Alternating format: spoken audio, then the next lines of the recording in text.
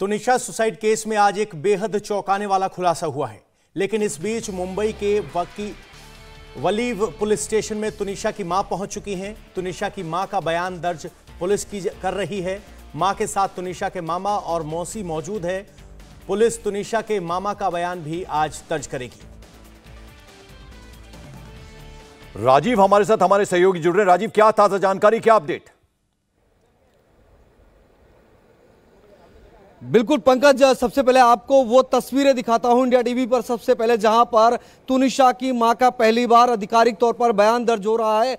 वसई के वाली पुलिस थाने के अंतर्गत ये बीट चौकी आती है। वाली पुलिस थाने का एक मदद केंद्र है, राजवली इलाके में आती है। और यहाँ पर आप देखिए ये जो बॉक्स है, इसी बॉक्स के अंदर ये पुलिस का मदद केंद्र बनाया गया है। इसके अंदर जो है, इसके अंदर की भी तस्वीरें हमने अपने दर्शकों के लिए भेजी है कि किस तरह से माँ अंदर बैठी हुई है, उनके मामा बैठे हैं और साथ साथ में उनकी मौसी बैठी है। तीनों लोगों का बयान दर्ज हो रहा है। दरअसल ये वाली पुलिस थाने से लगभग 5 से 7 किलोमीटर की दूरी पर मौजूद है ये मदद केंद्र। और इसी मदद केंद्र के अंदर जो है तुनिशा की माँ, मामा और मौसी ये अनार उगा के हर साल 1 एकड़ की जमीन पर 10 लाख कमा रहे हैं। उनसे सीखना है तो फ्रीडम ऐप को अभी डाउनलोड कीजिए। तीनों लोगों को लेकर आया गया है। यहां पर उनका आधिकारिक तौर पर पहली बार बयान दर्ज हो रहा है। इसके पहले तुनिशा की मां ने जब एफआईआर दर्ज कराने पहुंची थी, तब उन्होंने शुरुआती तौर पर बयान दिया था कि उनकी बेटी का ब्रेकअप हुआ है 15 दिन पहले। लेकिन धीरे धीरे करके जिस तरह से अब तस्वीरें सामने आ रही हैं, जिस तरह से अब धीरे धीरे करके पूछताछ में सीजान से एक एक करके खुलासे हो रहे हैं और जो परिवार की तरफ से लगातार बातें कही जा रही है, चाहे लव जिहाद को लेकर, चाहे जिस तरह से सीजान हिजाब पहनने के लिए कहता था या फिर उर्दू सिखाने की बात करता था। इसके अलावा जिस तरह से उसने पूछताछ में बयान दिया था कि उसने अपने कैरियर के लिए ब्रेकअप किया है, या फिर यूं कहें कि उसने ये कहा कि श्रद्धा और आफ्ताब की वजह से वो बैकफुट पर आ गया और उसने ब्रेकअप कर लिया। ऐसी तमाम चीजों का अब आमने सामने बैठाकर यहां पर पहले तुनिशा की मां से बात की जाएगी और उसके बाद उन दोनों ही बयानों को एक साथ रखकर सीजान के भी आमने सामने बिठाकर पूछताछ की जा सकती है। सबसे महत्वपूर्ण बात यह है कि वाली पुलिस थाने के अधिकारी ये बात कह रहे हैं कि अभी तुनिशा की मां का बयान लिया जाना है, उसके बाद में मामा का, और अगर जरूरत पड़ी तो सीजान को भी आमने सामने बिठाकर पूछताछ की जा सकती है। सबसे महत्वपूर्ण बात यह है कि आज जो बात सामने आई है उसके मुताबिक सीजान तुनिशा को उर्दू सिखा रहा था। लगभग 3 से 4 घंटे तक वो तुनिशा को लेकर कहीं जाता था, वहां पर उसे उर्दू सिखाता था। बिल्कुल राजीव, अब जरा एक तस्वीर हम दिखाते हैं अपने दर्शकों को, किस तरह से हिजाब में तुनिशा नजर आती है। एक तस्वीर जरा दिखाते, फिर आपके पास वापस लौटते हैं। जैसा कि राजीव बता रहे हैं, अभी उनकी मां जो है वो पहुंची है। आप तस्वीरें देखें कि किस तरह से शीजान के कहने पे हिजाब पहनना शुरू कर दिया था। और पवन, ये बात मां ने जो इंडिया टीवी को एक्सक्लूसिव इंटरव्यू दिया उसमें ये बात कही है कि उसके लिए हिजाब तक पहनना शुरू कर दिया था शीजान के लिए। बिल्कुल, जो बयान पहले मीडिया के सामने आया है उसमें कहा गया है कि पर्सनैलिटी को चेंज करने की कोशिश थी, 3 महीने से ट्रैप करके रखा गया था। और जो हिजाब का जिक्र उन्होंने बयान में कहा था उसकी तस्वीर भी आज सामने आ गई है। तो ये अपने आप में जो कहा गया है उसका सबूत आपके स्क्रीन पर इस वक्त है। यानी जो बयान दिया गया था वो सिर्फ आवेश में आकर या दुख में दिया गया बयान नहीं था, उसका एक फैक्ट आपके सामने है। राजीव, आज रामदास अठावले ने तुनिशा से मां से जब मिले तो उन्होंने भी इस बात के कुछ खुलासे किए थे, कैसे उर्दू सिखाई जाती है, कैसे हिजाब की जो तस्वीरें हैं वो। तो उर्दू और हिजाब का इस पूरे सुसाइड केस में क्या कनेक्शन निकल सकता है? पवन, यहां पर बता दूं कि दरअसल तुनिशा के परिवार की तरफ से सुबह ही इंडिया टीवी को इस बात की जानकारी दी गई थी कि किस तरह से तुनिशा को सीजान जो है उर्दू सिखाता था और 4-4 घंटे 5-5 घंटे वो तुनिशा को लेकर कहीं जाता था। कहां लेकर जाता था, कहां पर उर्दू उसे पढ़ाई जाती थी या सिखाई जाती थी, किसके पास लेकर जाता था, ये तो जांच का विषय है। लेकिन तुनिशा को उर्दू सिखाया जा रहा था, इस बात की पुष्टि की गई थी। इसी बात का जवाब हमने दरअसल रामदास आठवले से पूछा था, उनसे सवाल पूछा था और मैंने ही पूछा था, जिस पर उन्होंने कहा कि हां, तुनिशा की मां ने उन्हें इस बारे में जानकारी दी है कि सीजान जो है वो तुनिशा को उर्दू सिखाया करता था, तुनिशा को उर्दू के बारे में बताता था, उर्दू सिखाता था, पढ़ाता था, किसके पास लेकर जाता था, ये सब जांच का विषय है। लेकिन सबसे महत्वपूर्ण बात है कि आज जब अधिकारी, चलिए राजीव लौटते हैं हम आपके पास। जरा रामदास अठावले जो आज मिलने गए थे तुनिशा की मां से, उन्होंने क्या कुछ कहा जरा वो सुन लेते हैं, वो क्या कह रहे हैं। घर बुलाते थे और माता जी भी उनके माता जी के साथ बात होती थी।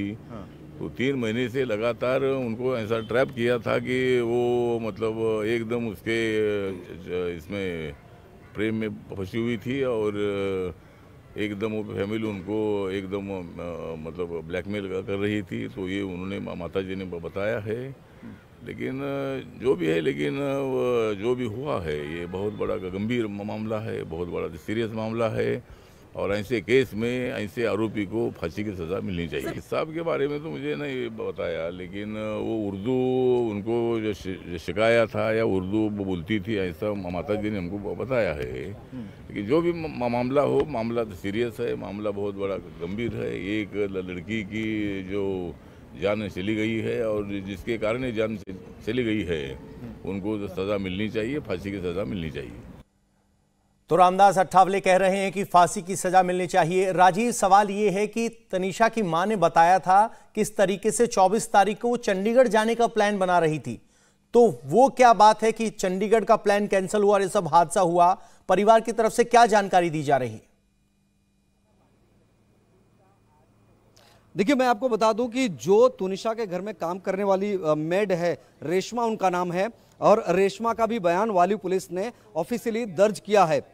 जब तुनिशा की मां ने एफआईआर दर्ज कराई थी उसके बाद जिन लोगों का बयान लिया गया उसमें रेशमा मुख्य थी और रेशमा ने अपने बयान में पुलिस को ये बात बताई है कि दरअसल चंडीगढ़ जाने की योजना थी और 2 दिन का शूट जो है वो कैंसिल किया गया था क्योंकि तुनिशा की हालत खराब थी, मेंटली बहुत ज़्यादा डिस्टर्ब थी, इमोशनली बहुत ज़्यादा डिस्टर्ब थी और इसी वजह से चंडीगढ़ जाने की प्लानिंग थी। घर में इस तरह की चर्चा चल रही थी दरअसल कि जिस तरह से ब्रेकअप के बाद में वो डिस्टर्ब है तो अपने आप को, चूंकि मूलतः और चंडीगढ़ की रहने वाली हैं, तो अगर चंडीगढ़ जाएंगी और वहाँ अपने पुराने घर परिवार और नज़दीकी लोगों से मिलेंगी तो शायद उनका मन बहल जाएगा। लेकिन चंडीगढ़ जाने के पहले चूंकि आखिरी दिन यानी कि 24 दिसंबर को जब वो दोबारा शूट के लिए गई और वहां पर जिस तरह से बाद में ये जानकारी सामने आई कि तुनिशा ने आत्महत्या कर ली, वो बेहद चौंकाने वाला है और इसी वजह से घर की मेड से लेकर उनकी मां तक और बाकी परिवार के लोग, नजदीकी लोग बार बार ये सवाल उठा रहे हैं कि कुछ ना कुछ अनहोनी जरूर हुई थी, कुछ ना कुछ बात ऐसी जरूर थी, क्योंकि 15 मिनट की मिस्ट्री अभी तक वाली पुलिस सुलझाने में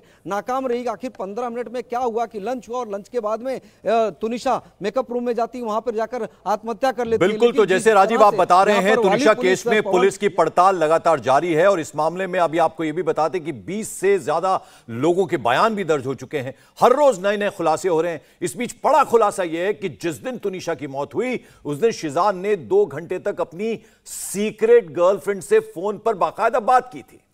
शिजान ने यह बात तुनिशा की मौत से कुछ देर पहले की थी। इससे पहले यह भी खबर आई थी कि शिजान ने अपनी सीक्रेट गर्लफ्रेंड के साथ व्हाट्सएप चैट को डिलीट कर दिया था, जिसे पुलिस रिट्रीव करने की कोशिश कर रही है। और फिलहाल 24 दिसंबर को सेट पर मौजूद लोगों से पुलिस ने पूछताछ की है। पुलिस को इस दौरान सेट से 10 इंच लंबी कपड़े की एक पट्टी भी मिली है।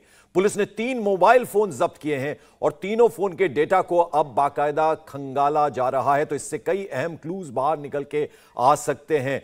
राजीव हमारे साथ लगातार बने हुए, पल पल की जानकारी हमें दे रहे हैं और जैसे कि राजीव ने बताया कि तुनिशा की मां इस वक्त वहां पर पहुंची हैं पुलिस के सामने। ये जो मिस्ट्री गर्ल का एंगल आया है राजीव, इस बारे में क्या जानकारी, क्या अपडेट?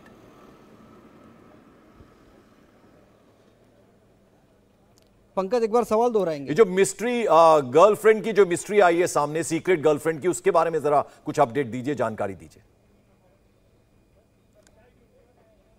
बिल्कुल, देखिए आज एक मिस्ट्री गर्ल को बुलाया था वाली पुलिस ने, चूंकि उसकी आइडेंटिटी अभी तक रिवील नहीं की गई है वाली पुलिस की तरफ से और उसकी तस्वीरें भी इंडिया टीवी के पास मौजूद है। जब वो मिस्ट्री गर्ल पुलिस थाने पहुंची तो अपने आप को एकदम पूरी तरह से नकाब से कवर किया हुआ था, किसी को इसकी भनक तक नहीं लगी, जानकारी तक नहीं लगी कि ये मिस्ट्री गर्ल है कौन। उसके बाद में जब हमने पुलिस अधिकारियों से भी बातचीत करनी चाहिए तो उन्होंने कहा कि सेट पर काम करने वाली लड़की है, लेकिन अगर सेट पर काम करने वाली लड़की है तो उस लड़की को इतना ज्यादा खुद का चेहरा छुपाकर आने की क्या जरूरत है। और उसके बाद लगभग 4 घंटे के बाद में वो मिस्ट्री गर्ल जब दोबारा निकली वाली पुलिस थाने से तो ठीक उसी तरह से अपने चेहरे को नकाब में ढककर, उसके बाद भी जब उससे बार बार ये पूछा गया कि आप कौन है, क्यों बुलाया गया था, तो उसने कोई जवाब नहीं दिया। जहां तक इस मिस्ट्री गर्ल का शीजान से ताल्लुकात की बात है तो पुलिस ने इस बात की पुष्टि की है कि बहुत सारे ऐसे व्हाट्सएप चैट हैं जो शीजान के मोबाइल फोन में मौजूद थे, लेकिन शीजान ने घटना के दिन जब तुनिशा ने आत्महत्या की तो उस व्हाट्सएप चैट को डिलीट कर दिया। और इसके अलावा जो तुनिशा से भी व्हाट्सएप चैट हुआ था उसको भी डिलीट किया गया है,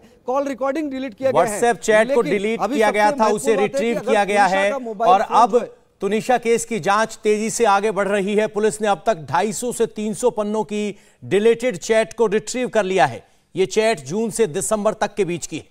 आपको बता दें कि अलग अलग लोगों के साथ ये बातचीत हुई है। शिजान ने अपनी सीक्रेट गर्लफ्रेंड और कई दूसरी लड़कियों के साथ भी जो चैट हुई थी उसे भी डिलीट किया। पुलिस उन व्हाट्सएप चैट्स को भी रिट्रीव करने की अब लगातार कोशिश कर रही है। पुलिस को ऐसे में शिजान और तुनिशा की मां के बीच हुए चैट के स्क्रीनशॉट भी मिले हैं और इन्हीं सब चैट्स के जरिए पुलिस अब तुनिशा डेथ मिस्ट्री को डिकोड करने की कोशिश कर रही है। यानी पुलिस की तफ्तीश का पूरा दारोमदार अब शिजान के व्हाट्सएप चैट पर टिका है कि आखिर वो चैट जो डिलीट की गई थी अब पुलिस के हाथ आ गई हैं और उनमें क्या बातचीत छिपी हुई है। और वो मिस्ट्री गर्ल की भी हमने लगातार आपको तस्वीरें दिखाई। एक ग्रीन कलर की हुडी जैकेट पहना हुआ था, मुंह पे मास्क लगाया हुआ था, चेहरा छिपाने की कोशिश कर रही थी। जैसा राजीव बता रहे कि हमारे सहयोगियों ने बात करने की कोशिश की लेकिन उसने कोई वो सवालों के जवाब नहीं दिए। जो व्हाट्सएप चैट है राजीव, इससे काफी कुछ निकल कर आ सकता है। अब उसको रिट्रीव करने की कोशिश कर रही है पुलिस। बिल्कुल, देखिए कुछ व्हाट्सएप चैट रिट्रीव किया गया वाली पुलिस द्वारा, जो कि सीजान के मोबाइल फोन से था। लगभग 250 से 300 पन्नों का ये व्हाट्सएप चैट है और उसी के आधार पर पुलिस ने पहली बार इस बात को माना कि कोई सीक्रेट मिस्ट्री गर्ल तो है। ये अनार उगा के हर साल 1 एकड़ की जमीन पर 10 लाख कमा रहे हैं। उनसे सीखना है तो फ्रीडम ऐप को अभी डाउनलोड कीजिए। लेकिन अभी उसकी आइडेंटिटी पुलिस ने रिवील नहीं की है। शुरुआत में पुलिस जो है किसी तरह के अफेयर के एंगल से इनकार कर रही थी, लेकिन अभी इस बात को पुलिस भी मान रही है कि कहीं ना कहीं कोई ना कोई मिस्ट्री गर्ल है। सीक्रेट गर्लफ्रेंड की बात जो लगातार इंडिया टीवी ने पहली बार बताया था, उसमें कहीं ना कहीं सच्चाई है। व्हाट्सएप चैट भी इस बात की तस्दीक कर रहे हैं। लेकिन चूंकि व्हाट्सएप चैट को अभी और ज्यादा रिट्रीव करना बाकी है, लगभग महीने भर का डाटा जो है वो रिट्रीव करने की कोशिश कर रही है पुलिस। अब तुनिशा का जो मोबाइल फोन है, एप्पल का मोबाइल फोन है और व्हाट्सएप को भी एक पत्र वाली पुलिस थाने के द्वारा लिखा गया है। तो जल्द ही अगर ये एप्पल का मोबाइल फोन का पासवर्ड पुलिस ब्रेक कर लेगी जो तुनिशा के मोबाइल फोन में है, तो उससे बहुत कुछ जो है रात से पर्दा उठ जाएगा कि आखिर तुनिशा और सीजान के बीच में क्या बातचीत होती थी, किस तरह की बातचीत होती थी। क्योंकि सीजान ने तो अपने फोन के व्हाट्सएप चैट भले डिलीट कर दिए हैं, लेकिन तुनिशा के मोबाइल फोन से, यानी तुनिशा का अभी भी फोन में क्या है ये पता नहीं है, क्योंकि फोन ब्रेक कर पाने में अभी पुलिस कामयाब नहीं हुई है। पासवर्ड को रिट्रीव करने की कोशिश की होगी, जिसके बाद इस मिस्ट्री से काफी कुछ पर्दा हट जाएगा। इंडिया टीवी हर वक्त हर जगह डाउनलोड करने के लिए सर्च करें India TV news Google play store या ऐप स्टोर पर।